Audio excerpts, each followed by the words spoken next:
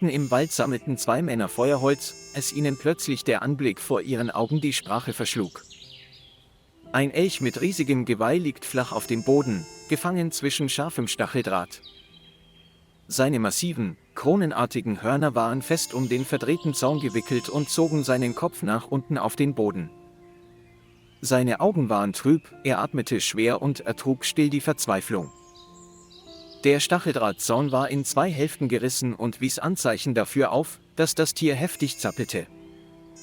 Doch er war machtlos, Blut tropfte von seiner Stirn und seinem Hals auf den Boden, der Hirsch muss große Schmerzen und Erschöpfung gehabt haben.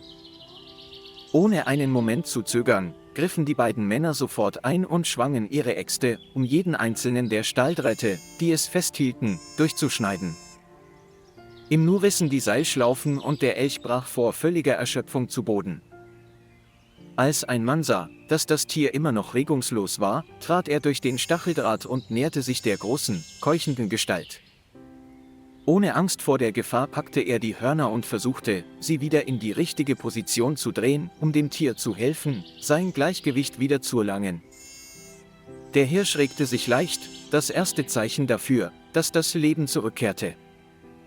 Es schnappte nach Luft und starrte die beiden Männer mit weit aufgerissenen Augen an, als versuche es zu verstehen, warum sie ihm halfen. Nach einer langen Weile nahm der Hirsch seine Kräfte zusammen, setzte sich langsam auf und stand zitternd auf. Mit jedem wackeligen Schritt humpelte er zum nahegelegenen Bach, doch dann verschwand er nicht sofort.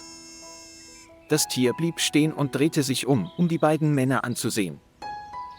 Diese Augen waren tief, wachsam und voller Dankbarkeit, als wollten sie ihr Bild für immer in sein Gedächtnis einprägen.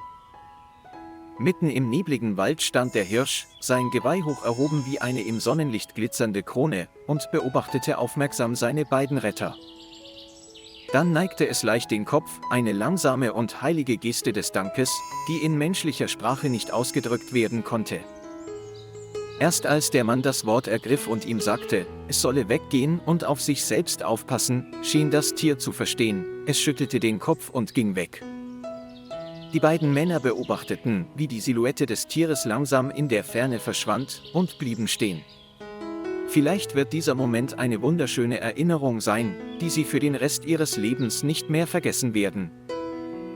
Lieber Freund, vielen Dank, dass Sie sich die Zeit genommen haben, unsere bedeutungsvollen Geschichten zu lesen.